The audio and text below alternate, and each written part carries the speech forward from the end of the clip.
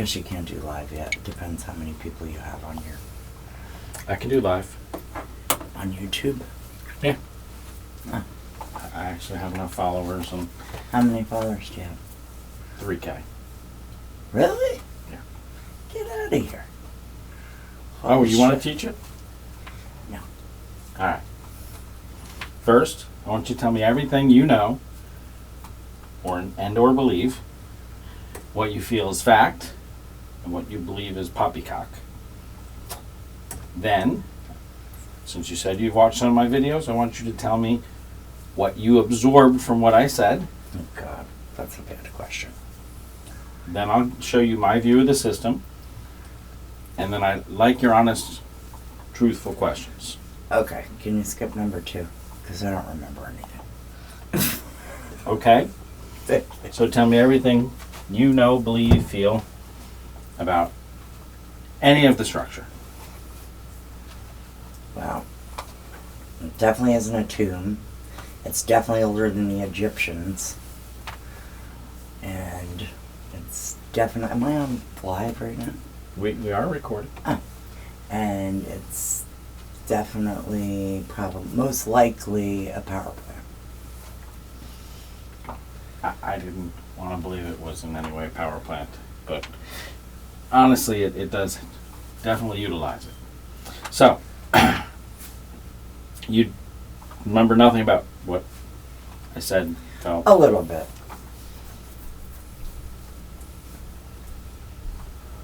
How little? Pretty little. Something about... You skimmed it fast forward. There's and water in there. There's water in them there hills. Yeah. All right. Well, up here, in the back of the plateau, in fact, I'm going to give you the advantage of, and I recommend you guys can do it as well. Go to maps.google.com, and when you go to maps.google.com, go just type in necropolis. And when you type in necropolis, it'll recommend necropolis, Giza, something or other, blah, blah, blah, and you just say yes. And while I'm babbling a bit, I'm trying to connect my TV over there. And when you type in necropolis, it drops you between the two structures where the little parking circle is. Now the area where the inlet for the water is in the top, the highest point on the plateau, on the back side of the ridge.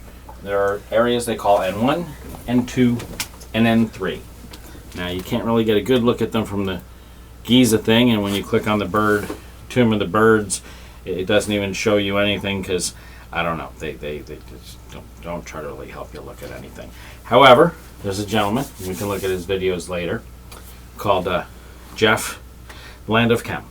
Yes. Question. Yeah, go ahead. Isn't the Nile River there somewhere? Okay, yeah, there is a Nile River. I'm sorry. It's okay. It's a couple dozen miles over here. That is the actual Nile River. However, before we put in the Aswan Dam and the other 2 or 3 dams that tame the Nile River, same way we have the Boulder Dam and the Lancaster Dam or whatever it is, and not Lancaster, Laughlin Dam and a couple other ones, and the Boulder one is also called the Hoover Dam. One of the same. Anyway, that tame the Colorado River, we have also tamed the Nile River. But before we tamed the Nile River, when it would flood, the water would come up to the paws of the Sphinx. And there are pictures I heard that actually show you that is how high the water could get to, and it did that in the rainy season. And that was a normal occurrence. So for there to be water here is not something that would not occur at least once a year. And even if this thing only worked once a year, it's still awesome. I think it actually worked much more than that. But even if it only worked once a year. Go ahead. I have a question. Go ahead. All right. So how do you think they moved those boulders. That's- And how do you that's- think that guy down in Florida, what was his name? Ed Leet-Skalman. Yeah, how did he move his boulders? These are really It's rumored that he Not- floated them through the air. I believe he was using sound and some type of levitation, but that's Okay, really not. that's just interesting. It is, and I'm not going to argue that.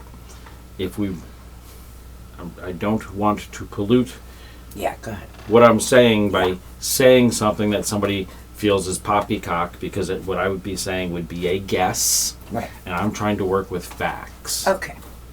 And if I say Just the something that's a facts. guess, and people can dismiss that guess, and then dismiss everything else I'm talking about. So Okay. I don't really want to get too far up. So anyway, up at the top area here, the GPS coordinates.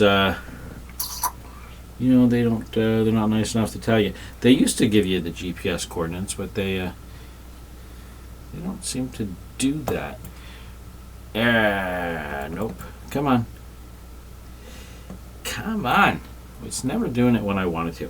29.979117 and 31.12583.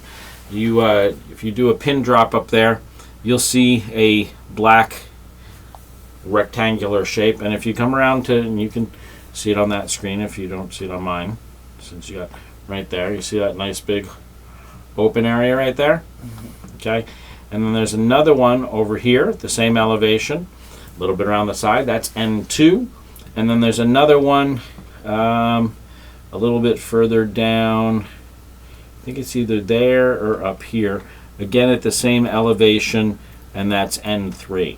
Now supposedly, and I'm not putting a whole lot of weight to it, but supposedly between N1 diagonally at about a 45-degree angle, between N1 and the area up here, they feel there's a shaft, and they did that with not ground penetrating radar. I think it was sonar, technically, ground penetrating sonar. Or echo something or other. So that's fine. If there is, there is. If they're not, that's not. I think they're inlets, not outlets. And for them to have gone that way dismisses it. Now this one, the N2, is actually one. There's a documentary called The Lost Caves of Giza, where people went into there with scuba tanks because they're swimming around in bat guano. And they said they went practically due south for about a mile before they turned back, and it was straight pretty much through the mountain. A mile would have brought them down to all the way over here. I believe at the time they were aquifers, and it was running water. Today they're dry. The water table has receded down, but even today the water table is still at about negative 30 feet below sea level, is where the current water table is even today. You know, if they go down to that Osiris shaft, there's water, they pump it out, it still fills up. They can't figure out they're under the water table, so no matter how much they pump it out, it's still going to fill back in. Unless they put up a brick wall like they did in New York City to hold out the water that the bathtub that the Trade Center sat in. Anyway, so this would have been the inlet to the water. Now, I don't, you can look at it there and you say it's on the edge of a cliff, that's fine. They could have built up a brim or something.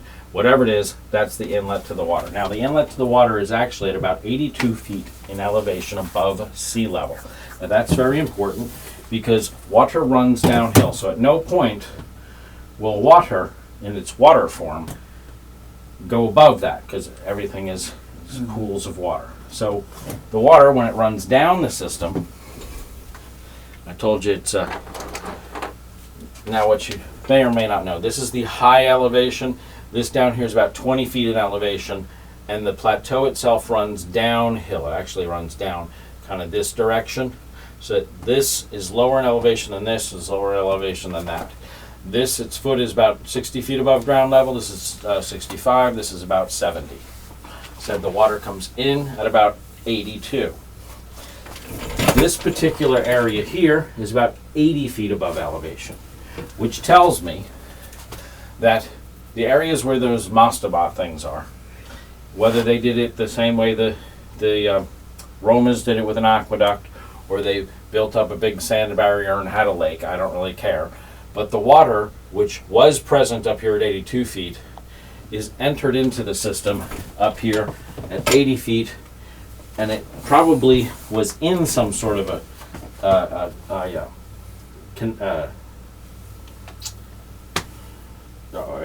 canal system, because there had to been a few feet of depth there to be a resistance of the gases coming out of the system that we will talk about. But came into the system, saturated the system, completely filled it up. It actually wouldn't completely fill it up. It would fill it up to about that elevation, because the inlet here, this tunnel shaft that goes down there, is slightly above the entranceway.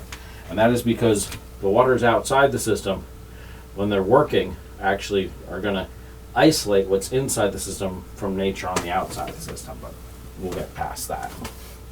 Some of the water actually runs down the way, over to the side, cuts over, comes down where the Sphinx is. Actually, that's the Sphinx over there, and comes over the edge of the wall. When you take a good look at the Sphinx, notice the back side of the Sphinx is a higher wall, and then there's a shorter wall to the side. There's a rock here. I feel like the Sphinx was made during the Egyptian times, and the pyramids are older. I really think it was all one system, but we'll get to it. Okay. You see here how there's an elevation? Yeah. And then here there's rocks right here. The road wasn't there at the time, and the water actually would have come down this channel here. In fact, if you take your Google guy and drop him on there, Google guy is not going where I want. Right where that blue line is, you can see the channel where water would have been channeled down. It kind of looks like the LA River between the Great Giza Pyramid and the smaller three, they say, supporting pyramids. You can see that channel of water, and that runs right down the hill. You can walk right down the whole way. You can just imagine, somebody dumping water. You can see it running down here. Okay, now it gets to the road because, well, there's a road there today, but at the time it would have gone past that and down and come to the side of the Sphinx, pooled into the pool of the Sphinx, and then spilled over into the Nile, which I do believe would be right there at the Sphinx. That would be the natural, unadulterated flow of the water, and it would do that with just nature, the pressures of the air outside, the temperatures of the air outside, the static, whatever it is. That's just a natural flow. Part of this branched off, came and to the side where it fills up a pool here, and then spilled down and came down the back side, like I was saying, joins that pool, spills down and joins the Nile River. This is a very deep shaft. It's represented right there.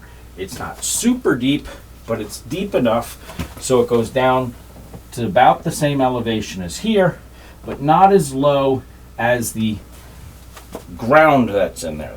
And I call that a ground because when we get to it, we're talking about electricity, and this will be one side of the equation, the positive side, and this will be the negative side. And that area within the system, these are the only two areas where it actually contacts Earth. Everything else is a bath of limestone. And that is allowing nature to provide... Limestone is conductive, correct? Actually pretty non-conductive. Oh, non-conductive. It's like seashells and stuff like that. Sorry. And kind of doesn't have a lot of metal particulates and stuff that would allow the conductivity to flow. It's like chalk. Just like kind of like chalk. Okay. All right. when everything is working in here, these two are going to separate the water, and it doesn't do it cleanly, which is why it has the pre-chamber here, and why this particular room, and I've shown you pictures of that. Remember, it's very funny shaped, two bubbles, one comes over the other one, and that's because it's creating an airlock. But what's the primary thing that's happening is the air, water is separated into hydrogen and oxygen. The oxygen bubbles out of the system. It's going to fight through the rocks against the water coming in, creating a back pressure. That's why I said there's about 2 feet of water there that it's playing with. Air is trying to get out. Oxygen, actually, specifically, is coming out, and water is coming in. It's creating a back pressure. That back pressure creates an air gap, making the system inside separate from nature by a bubble of oxygen, and just a stream that runs down, and it's actually separated because it has to spill over a rock, which is just below the down shaft, and it does that so that it's not one conduit stream, so the electricity is kind of separated from the system within is separated from the system without. Same way if you played with a Van de Graaff generator, put it on there, your hair stands up, things like that. Okay, that's you are isolating the circuits. The hydrogen comes up in the top, gets mixed with air from the inside in a big mess. Static electricity helps create the spark that creates that, and then from there, the water vapors condense, causing water droplets, and they work their way down through the system. Now, in doing this, there's pieces that they don't really teach a whole lot in school. Hydrogen has a sister deuterium, has a sister tritium, has a sister quadridium, and each one of those is more valuable than the next. Deuterium is, when mixed with oxygen, is usually referred to as heavy water. Tritium mixed with water, with oxygen, I don't know how long it would actually last, because tritium is actually unstable. And quadridium, I don't think lasts very long at all. It's kind of like they can make it in a lab, but it dies really quick, or it breaks apart, falls apart, because it is radioactive. But in water, there is heavy water, and this process over time, no matter what you do, no matter how you try to not do it, the lighter water, the hydrogen, oxygen, separates into its respective gases first. The mixture over time will become more and more what they call enriched or heavy water. Now this whole system is designed, this pool. Have you heard about the lakes underneath the ocean? Have you heard about that? How the water is so dense that we can't even break through it. I don't know if you've heard about that. Break through it. Can't get through it. It's impenetrable by Is it frozen? ships. See, this is. Can we talk about this when we're not talking about this? Yeah. Sorry. The pools. Here, I'll show you right here. Right there. See that? And we can even take our Google guy, and you can take a first-hand, let's see where we are. First-hand look right here. It's kind of broken up a bit, but this is a pool which is laid into the ground a little bit and is right outside the entrance. This would be saturated right up to the lip, so that water would fill this area right here, and it would never exceed to spill out, because it actually spilled over into here. And when you look at the outside of that particular structure real quick, which is located right over here, we drop another Google guy, you will see that this is engineered so that the area right outside is actually like that. So the waters will always be about 15 feet away from the base of the pyramid. There will be water here, but it will be there and not right up against it. That's because, again, when we get into this, the static electricity is on there and it wants to get to ground, but you tease it by making the gap there, so it can't quite reach it.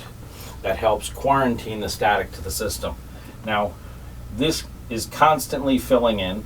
The water is pulled off as it's coming down the hill at about the 70-foot level, because it starts at 80 feet.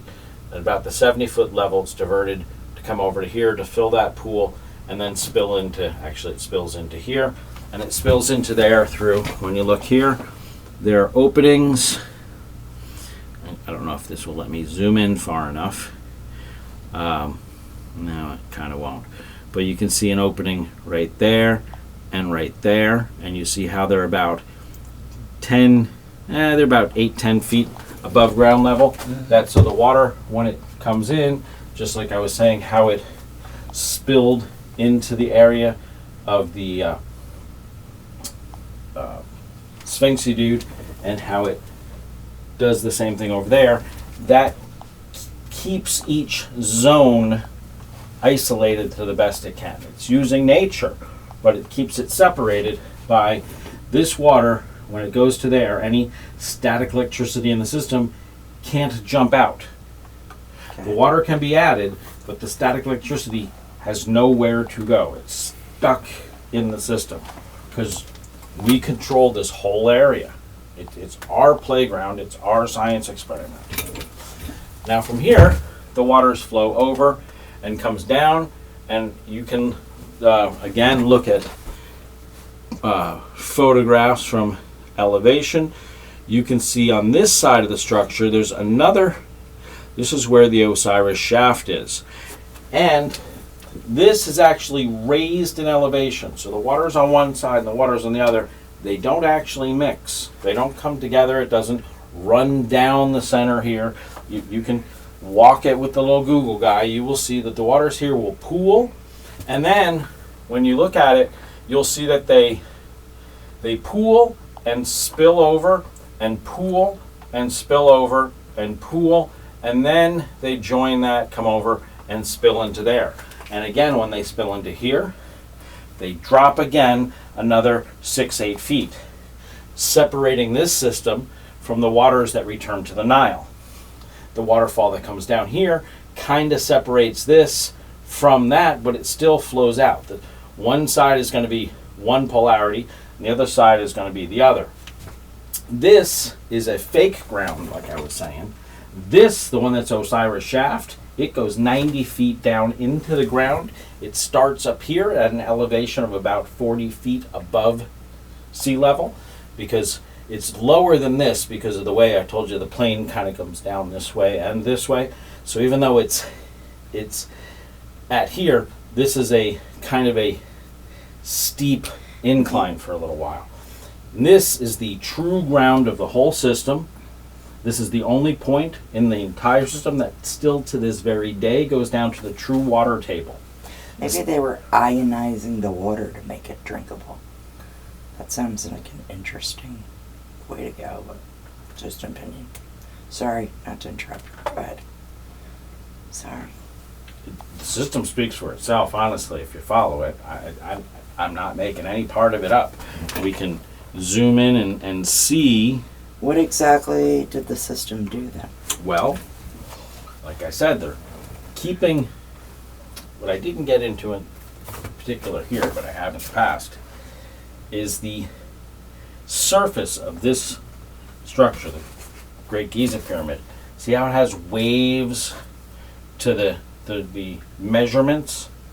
What that is doing is everyday static electricity is being pushed, quarantined up to the upper areas, the top 20% of the structure.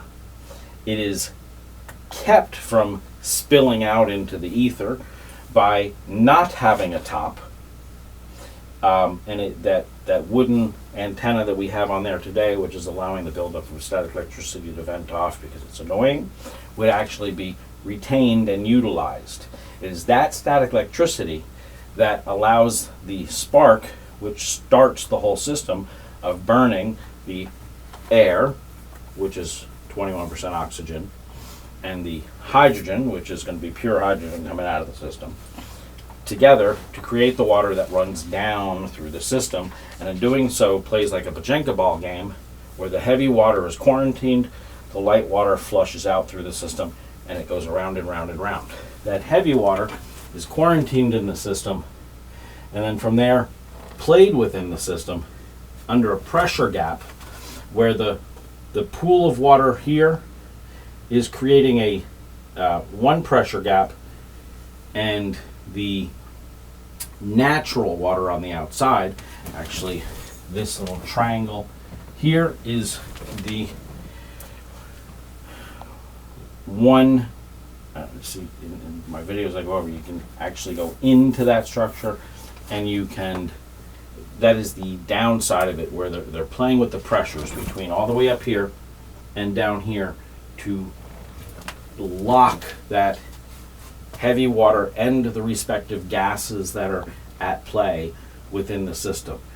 The only way to get them out is actually here, where there is a opening on the east side of the smaller structure. I can show you pictures of it if you want to see it, which is about 8 inches square, and it is at an elevation where the waters would reside just above it, so that the gas can't push its way down to get out, because the water is acting like a plug. But if you were to put a little bit of suction on the other side of it to pull the water out, then that gas would freely flow, and as soon as you stopped allowing the water to be there and allow the water to rush back in, it'll plug it up. So the system is self-quarantining, and that was the extraction point. The gas gets to play within there, and I can show you images. I didn't make up this construction or configuration. It's all there, and the reasons why the water falls in and how it goes out and how it pools, and we can look at it. You can, like I said, you can pretend you're a little Google guy and put them up here, because luckily there are photos all over the thing. You can see, well, this is a bad one because the people are standing there, but you can follow where the water would work its way down. You know, I've done it. You can take your little Google guys and do it. Otherwise, I've also watched people, like plenty of people with their video, and they're walking there with their kids. Hey, we're walking from the great, people like to call this the Great Giza Pyramid. Technically, that's the Great Giza Pyramid. That's the one with the guts on the inside, but that's the one they always put on the cover because it has the prettier looking top. Anyway, that's exactly the overall outcome. We'd have to model it and run it. And the way this is structured on the inside is also to work within that gap right there to keep the gases and liquids quarantined within the system and play with them. They want condensation on this side when, it would be easier if I pulled up pictures. So it was a power plant. That's basically well, what you're saying. I don't really think it was creating power for distribution. That's what I really think of when you think of a power plant. Maybe but it was just a science experiment.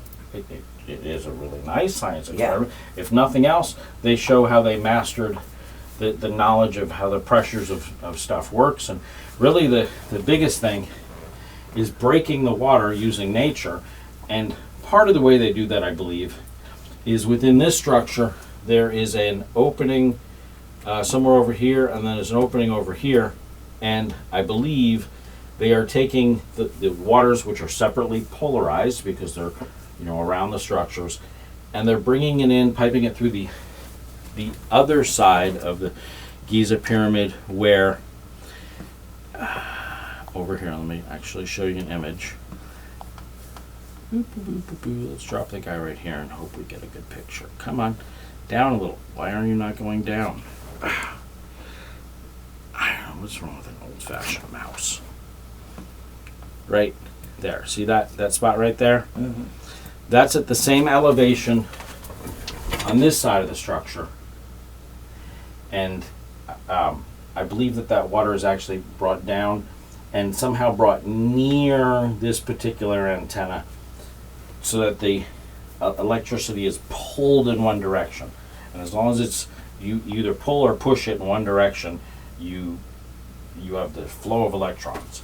And it's that flow of the electrons that helps to crack this. And it could also be that the earth battery will do it itself. An earth battery can get almost 1.2 volts. It takes 1.23 volts. It takes just above that. And I think part of what they're doing is they're using that and they're adding little kicks in there to actually achieve the same amount of energy, not necessarily in voltage, but the same amount of energy required to break the water into its respective gases. And once the system is flowing, it feeds on itself. And it really, it shows the mastery of the static electricity. The way they have it with the different thicknesses, the different coriations of the rock. The steps here are like 30-ish centimeters. The steps here are like 55 centimeters. The step down here getting 60 centimeters. That's also designed to help quarantine and push the static electricity around. The way they tease this area to come down to play against the waters that are on the outside, trying to get there, but you give it a path of lesser resistance through the system. That's the way that everything is designed. That static electricity is fighting for ground, and you initially give it the path from here through the liquid here, which would go down here, which would saturate with this liquid here, which would go to ground there. As this oxygen bubble starts up, you cut off that path. The static electricity is still in the system, and it wants somewhere else to go. That is where you can say it is generating electricity.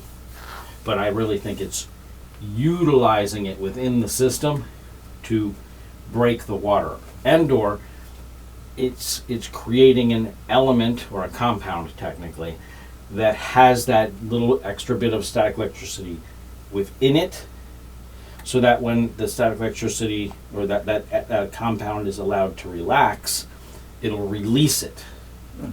And that releasing of it could be the energy source. So it could be a power plant, and the harvest that they pull out of there may be an electrified compound.